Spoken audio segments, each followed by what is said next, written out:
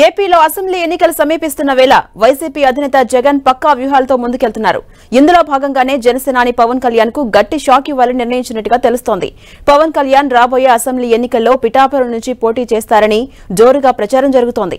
పిఠాపురంలో భారీగా కాపు సామాజిక వర్గం ఓట్లున్నాయి. దీంతో ఇక్కడి నుంచి బరిలో దిగేందుకు పవన్ ఏర్పాట్లు చేసుకుంటున్నారని పార్టీ వర్గాలు చెబుతున్నాయి.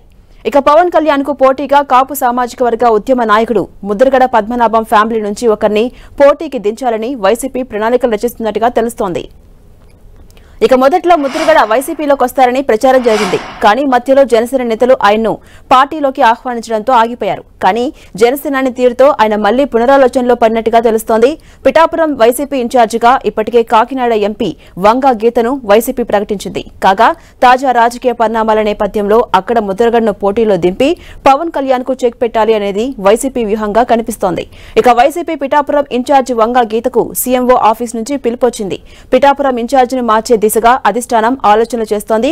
ముద్రగడ వైసీపీలో చేర్చుకుని పిఠాపురం బరిలో నిల్చోబెట్టబోతోంది వైసీపీ. లేదంటే ముద్రగడ కుటుంబం నుంచి ఒకరిని బరిలో దింపాలని చూస్తోంది. మరోవైపు అసంతృప్తిగా ఉన్న మాజీ ఎమ్మెల్యే ఎస్వీఎస్ఎన్ వర్మతో అధికార పార్టీ మంతనాలు జరుపుతోంది. ఇక వర్మను లాగేందుకు జిల్లాకు చెందిన కొంతమంది పెద్దలు రంగంలోకి దిగారు.